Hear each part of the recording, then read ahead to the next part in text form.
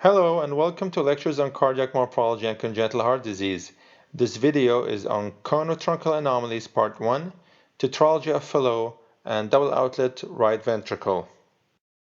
So in this video we'll have the following specimen. Tetralogy of Fallot with the perimembranous VSD, Tetralogy of Fallot with the juxta-arterial VSD, Tetralogy of Fallot with pulmonary atresia, absence of ductus with systemic to pulmonary collaterals. Tetralogy of Fallot with pulmonary atresia with the ductus with preferential flow to the left side. Tetralogy of Fallot with aortopulmonary window. Double outlet right ventricle with straddling tricuspid valve. Double outlet right ventricle status post Rastelli operation and left ventricular ischemia. Double outlet right ventricle with a subpulmonary ventricular septal defect. And finally, double outlet right ventricle with pulmonary stenosis and Rastelli operation. So we have a lot of samples for you. So let's go ahead and get started. So in this video, we will review the anatomy of Tetralogy of Fallot and double outlet right ventricle. So if we look at this specimen with Tetralogy of Fallot, we can see why the unique shape of the heart that is present in Tetralogy of Fallot. So this is the right ventricle, and as you can see, it's hypertrophied, and this hypertrophy causes the left ventricular apex to be lifted up like so, and that gives the unique boot shape of the heart. And if we look at the pulmonary artery, it's also hypoplastic compared to the aorta. It has this unique concave shape, as you can see, compared to the large dilated aorta. So that gives this unique shape of the heart. This is the left ventricle and the small pulmonary artery. If we look at the pulmonary artery, it is very small with small pulmonary artery branches. And if we open the heart, we will realize why is that. We're looking at the right ventricle here, and this here is the tricuspid valve. And if we pay close attention, we see the aorta here arising mainly from the right ventricle, and this is the pulmonary artery separated from the right ventricle by this thick infundibular septum, which causes the stenosis of the pulmonary artery and the outflow tract of the right ventricle. If we follow the flow of the pulmonary artery, we see that the pulmonary valve right here is usually bicuspid, and the whole pulmonary artery is small and hypoplastic. Let's open this pulmonary artery. We can see that the pulmonary artery branches are also small. And in this case, of course, the ductus arteriosus is extremely important to maintain. This is the ductus right here, and it's important to maintain the pulmonary flow, which is reduced due to. So if we look at the left ventricle, we can see that the aorta, which is also arising from the left ventricle, is straddling the ventricular septum. So it has both communication to the right and the left ventricle. And because of the presence of the pulmonary artery stenosis, both pressures in the ventricles is equal due to the large ventricular septal defect that allows this pressure to be equal, and then the aorta receives blood from both the right and the left ventricle, which is typical of Tetralogy of Fallot. Okay, so the next specimen is another variation of Tetralogy of Fallot. If we look here at the aorta is large, and the pulmonary artery is small and hypoplastic, and if we open the right ventricle, we see and we trace the right ventricular outflow tract right here towards the pulmonary artery, we see that the outlet septum is defective in this case. So the pulmonary artery and the VSD and the aorta are on the same level, and this is the defect communicating both to the aorta and to the pulmonary artery. So the stenosis here in the pulmonary artery is not caused by the hypertrophy of the outlet septum, rather by a valvar annular hypoplasia. And the defect is large enough, as you can see, to communicate both ventricles and cause to have equal pressures on both ventricles. So this is a case of a subarterial or juxta-arterial VSD in Tetralogy of Fallot. And the key of survival to this patient is to maintain pulmonary flow, which in this case was done by creating a systemic to pulmonary shunt, which is a Blalock-Tossing shunt in this case. As you can see, the shunt goes from the aorta into the right pulmonary artery, maintaining the blood flow to both pulmonary artery branches. Let's look at the next specimen to see another example of Blalock-Tossing shunt and Tetralogy of Fallot. So here, if we look at the external surface of the heart, we can see this is the left anterior descending coronary artery, which again demarcate the ventricular septum. Here we have a large hypertrophied right ventricle, and the left ventricle actually is normal in size, not as small as it may seem. And here's the aorta, and here's the pulmonary artery, or where the pulmonary artery was, the stump of it, but it was dissected, and this is the remnant of the stump. To provide the pulmonary flow, there was a Blalock-Tossing shunt right here, which was connecting the right innominate artery to the right pulmonary artery to maintain blood flow and blood circulation. And this is typical in this case to allow the pulmonary artery branches to grow, since they have low resistance and pressure at this period. And later on, when the patient size is normal and allows a communication between the right ventricle here and the main pulmonary artery and main pulmonary artery branches, and that can be done through a graft. And in some cases, if this is not possible due to the internal arrangement, and can't be converted into a single ventricle. Now, if we open and looked at the internal arrangement, we see here the tricuspid valve, and here's the mitral valve. Here's the left atrium. This is the right atrium right here, and here's the ventricular septal defect between the left ventricle here and the right ventricle there. And if we look through the defect, we see the overriding aorta. This is the aortic valve right there, and that's typical of Tetralogy of Fallot. Now, let's take a look at an extreme form of tetralogy here. As we said, the pulmonary artery can be hypoplastic, but it can also be sometimes completely atretic or severely hypoplastic, as in this case. So if we look here, we see that the pulmonary artery is almost atretic, severely hypoplastic in this area, and also the pulmonary artery branches are very hypoplastic and did not grow. And the reason for that is because there's no patent ductus arteriosus in this place where it usually is to supply the pulmonary artery branches in the fetal life and cause growth of the pulmonary arteries. So due to the absence of this pulmonary of the ductus arteriosus, the pulmonary branches did not grow. So due to the absence of the ductus arteriosus, we expect an alternative source of blood to the lungs and to the pulmonary artery. And to look for that alternative source, we need to flip the heart and look at the back. So once we removed all these labels and structures, we can see the trachea here. Here, can you just hold that, please? Yeah. Okay, so this is the trachea, and just hold it well, please, here. So this is the left-sided aorta and a descending aorta. And if we look here, we see branches coming out from the descending aorta to the left side of the lung and to the right side of the lung. So these are the alternative blood flow which are systemic to the lungs in addition to the pulmonary flow to the lung. So this is major aortopulmonary collateral arteries, or MAPCAs, or SPCA, systemic pulmonary collateral arteries. Both terms are used to describe this condition. But although these branches can provide pulmonary flow to the lungs and sometimes adequately, it remains a big challenge for the growth of the child, as these arteries need to be incorporated into normal pulmonary circulation for this child in the future, and that's a major challenge. Okay, let's take a look at this next specimen. No, not this one. This one.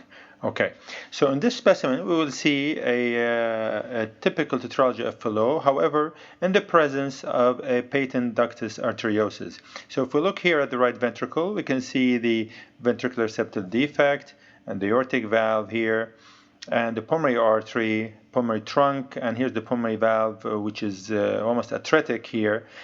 And it's a bit out of focus. Let me try to work on the focus. But look at the here closer. Yeah. So this is the patent ductus arteriosus connecting the aortic arch to the pulmonary branches.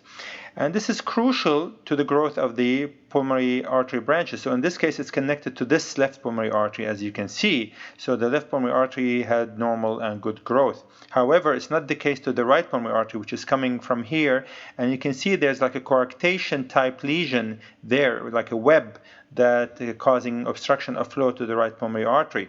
So it is crucial to maintain that pulmonary supply by the aorta to provide adequate growth to both pulmonary artery branches. Other than that, if we look back again into the internal structures, it is a typical of tetralogy. So this is the right ventricle, the VSD, the aorta here. And if we look on the left side, again, this is the aorta overriding the septum, communicating with the aortic arch. So here's another specimen. As we said, there are several ways of creating a systemic to pulmonary shunt. This is one specimen of a case.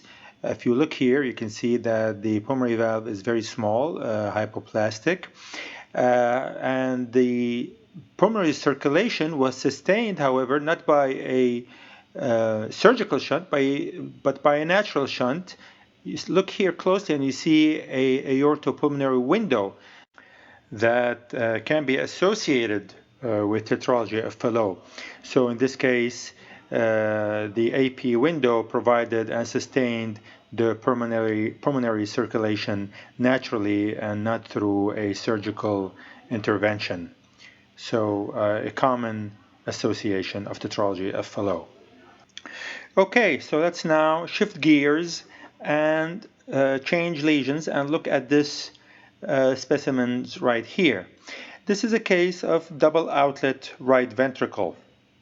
So if we open the heart and look at the intrinsic anatomy, we can see here that the aorta, as you can see here, is coming from the right ventricle. This is a spectrum of diseases where the aorta would be rising partially or maybe completely from the right ventricle. If we look here at the external surface of the heart, we see that the aorta is actually rightward and anterior. If you can help me just hold that lobe, yeah. So if we look at this pulmonary artery, it is arising from the right ventricle right here. And the aorta is arising from the left ventricle right here. But the relationship of the aorta to the pulmonary artery is malposed. And that is not unusual, especially when the pulmonary artery is atretic or near atretic, like in this case. So this is the hypoplastic pulmonary artery, and this is the aorta right and anterior. Now, if we look inside the right ventricle, we see that the aorta, which is here, the aortic valve, is separated by from the ventricle from this circumferential thick infundibular septum. So in physiological sense, actually, this is almost like a transposition physiology, because the aorta is coming entirely from the right ventricle. And if we look at the right ventricular side, of course, the pulmonary artery is nearly atretic, so we cannot see the right ventricular outflow tract there.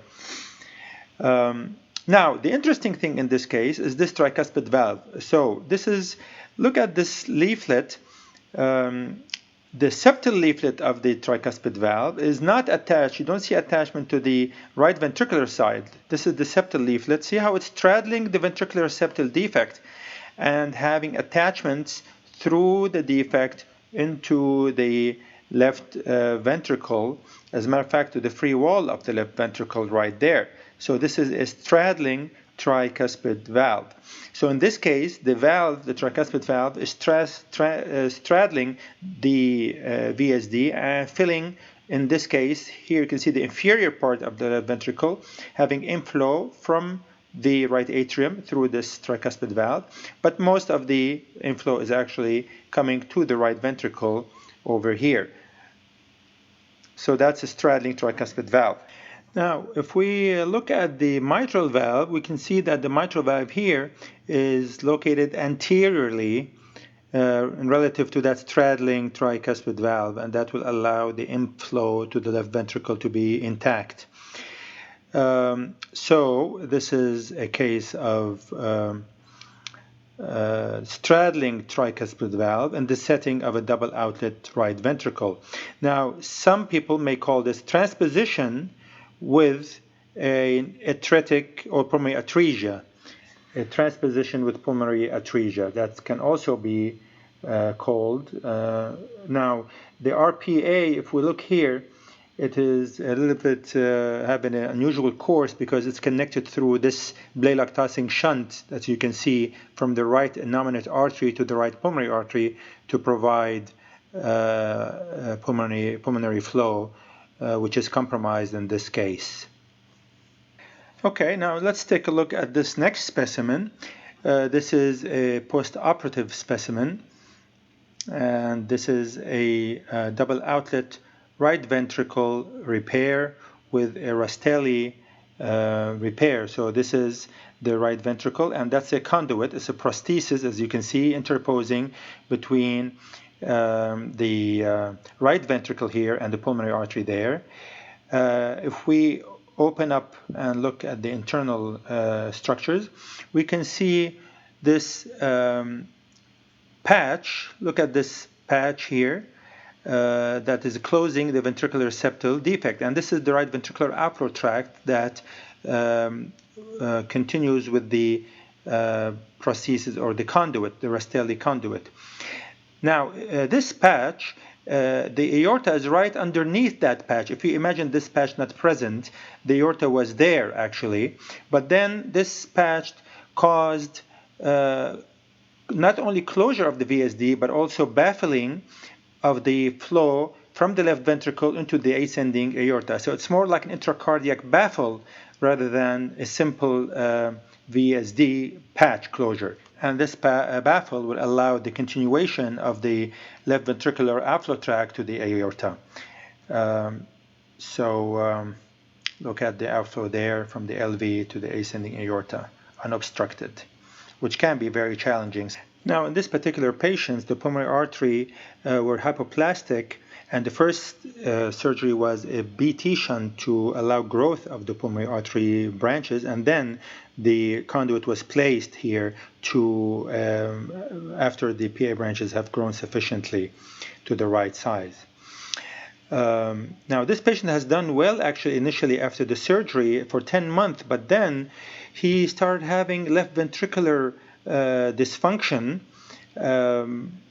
and this dysfunction, as you can see here, the endocardial fibrosis was thought to be related to coronary artery perfusion compromise, and then post-mortem, where we realized that the left main coronary right here has been compromised with the sutures that were used for this conduit placement. Okay, let's take a look at this next specimen, which is another variant of double outlet right ventricle. Let's put the heart in normal orientation here. Now, this is the right ventricle, this is the left ventricle, and we have two great arteries. This is the aorta. Let's put them in the normal orientation here with my helper holding. Good, thank you. So the pulmonary artery here in my right hand and the aorta in my left hand. If we pull this up so we can open the right ventricle here and see how both great arteries are rising from the right ventricle. Now notice in the subaortic area, this is the infundibular septum or the outlet septum, and the infundibular infundibulum beneath the aorta is complete. It's circular and complete and thick, actually. Whereas a subpulmonary conus is incomplete. There is actually fibrous continuity between the pulmonary valve and the mitral valve. And that's can also be considered a variant of transposition of the great artery, as a matter of fact. So in the presence of a subpulmonary VSD, which is present here, this can also be called a Towsing-Bing anomaly, which is a variation of transposition where you have a subpulmonary ventricular septal defect. So some cases, as you can see, can fit more than one variation of the spectrum. So let's take a look at this next example of double outlet right ventricle and the Rastelli operation. Here I want to open the right ventricle and show you the internal anatomy. This was a baffle that was surgeon's place that I removed to show you that this is the aorta rising from the right ventricle, and this is the pulmonary artery actually. Let me hold this patch well here. So that's the pulmonary artery where it should be. In this case, the valve is atretic. So we have pulmonary atresia. And this is the VSD. It's a subpulmonary VSD. So, and one way of doing this operation is to close the defect into that valve, into the pulmonary valve, and with a patch like this, and then switch the great arteries if the pulmonary valve is patent. However, because the valve is atretic, the surgeon decided to place the baffle from the VSD in this way to include the VSD flow into the aorta that way, and remove this outlet septum and relieve the aortic outflow obstruction that was present. So this way. So the baffle, and then create this conduit from the right ventricle out to have a right ventricular outflow tract to the pulmonary artery to place this conduit from the RV to the pulmonary artery in that fashion. So to summarize, there are 4 types of double outlet right ventricle.